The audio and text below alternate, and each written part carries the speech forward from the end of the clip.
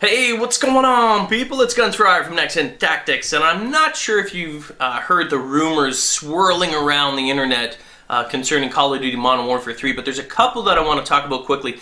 The first being that we're going to get our first look or trailer or something to chew on in terms of Modern Warfare 3 coming this month in April. Now, that is quite possible, and I'm hoping it does, because last year we already had information on Black Ops. At least, there was like swirling propaganda and marketing and GK Nova 6 and all sorts of other good stuff that we were getting excited about. And they seem to be a little bit late this year, if anything. They normally already gear up for it, you know what I mean? We're all used to getting our Call of Duty game when it comes out in November. And I said before that I'm a little bit concerned that maybe it's for the first time going to be delayed, but I don't think Bobby's going to let that happen, for obvious reasons. But anyway, we're supposed to get some information out here in April. The absolute latest that we're going to get information, and I don't even think they're going to wait. There's no way they're going to wait this long. If they wait this long, then I fear that the Call of Duty Modern Warfare 3 will be delayed. But, they could potentially release something in E3, which is, I believe, in June. So the E3 convention in California. LA, I believe. But, we do need something. If they're going to release it, now's the time. Start building the hype. It's normal for this to happen. And quite frankly, we all want it. I don't care if you hate it or not, you're still curious to see what it is. Even if you're not going to play it, or buy it or whatever, plan on buying it, that's what I meant to say. But even if you're not planning on buying it, you're going to want to see what the trailers are. Even if you absolutely hate it, I guarantee you, despite what you're going to say, you're going to watch the trailers just to see what they're actually doing with it. Out of pure curiosity. I'm not saying you're going to buy it, but you're going to watch the trailers. I know you're going to actually watch them. But I'm excited for it. I want to see what they're going to do with it. Are they going to actually change something? Or maybe they don't have anything ready, because remember, we've got two new companies working on this. Sledgehammer Games and Raven Software. So maybe there's a bit of delay in that sense. Now, the other rumor, and as I'm thinking about this, at first I was like, nah, it's not. But here's the rumor, and I'm changing my mind slightly. I'm kind of actually on the fence on this rumor, but that is that the PlayStation 3 is going to actually receive priority, not priority, but preference with the actual Modern Warfare 3, which is kind of flip of what happened with Black Ops. And I'm not trying to beat a dead horse here, but we know, and it's not hard to figure out. I mean, this is the way it is. Microsoft has a contract directly with Activision up to and including 2012. Basically, but the contract that they have with them, I mean, they don't own them, but what they allow is for exclusivity, timed exclusives for the release of all DLCs and that sort of content. They by no means control the actual company, you know what I mean? Like Activision, Bobby doesn't care. Bobby's in the business of making a lot of money, and he's not about to put all of his chips into one basket, which is Microsoft, when there's, and if you watched it, when the global sales is across the board. And maybe he's seen what happened with Black Ops and went, this isn't too good.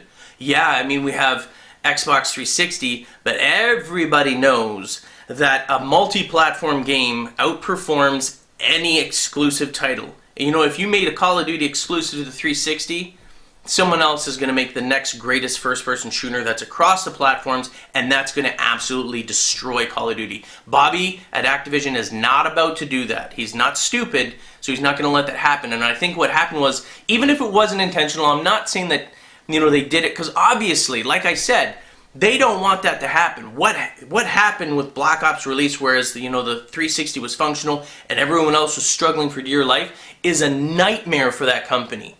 I guarantee you that Bobby was like, crap, this is so bad because it hurts us. They made record sales, but those sales would have happened regardless. Those sales, on pre-orders and everything else would have happened because of the hype associated with it. But the aftermath and the amount of rage and anger can have a tremendous bad effect on sales. So, you got to look at it this way. While the rumors seem to be unsubstantiated, there's no way that PlayStation 3 is going to get exclusive because they have that contract. Microsoft has that agreement with Activision, and they will uphold that. So Microsoft, Xbox 360 gamers will still get their content early. They'll still have all those exclusive, timed exclusives. But I think what happens here is now that Activision's like, you know what, we've got to mend the ways. So there may be, I'm not saying there is, but there may be some validity to that rumor.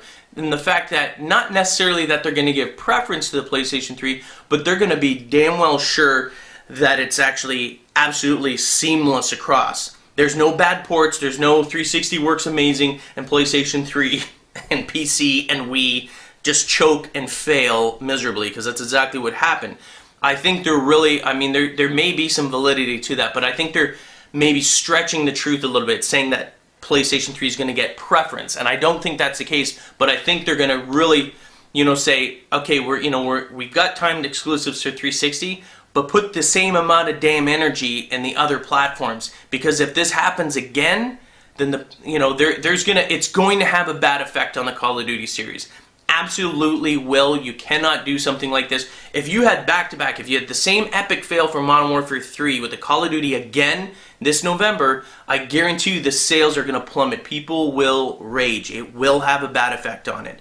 And it may, again, depending on marketing, this is the type of marketing, and maybe these are the rumors that are going to help it sort of sustain, and maybe they're doing that. And if they fail on it, after saying, no, we're going to put equal energy into it, we're going to make sure that you don't see a large difference there, and they fail doing that, then that's going to be like, a final blow to them, and it's going to open it up for someone else to take the reins.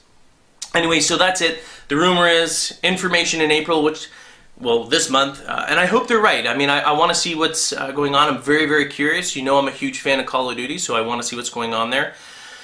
But the other rumor about PlayStation 3 getting preference over 360, I don't think is 100% valid. There may be some truth to it a little bit, but with the agreement that 360 has with, or Microsoft has rather, with Activision, it's not 100% true. You see what I'm saying there? So anyway, do you think that Modern Warfare 3, do you think they're really going to do that?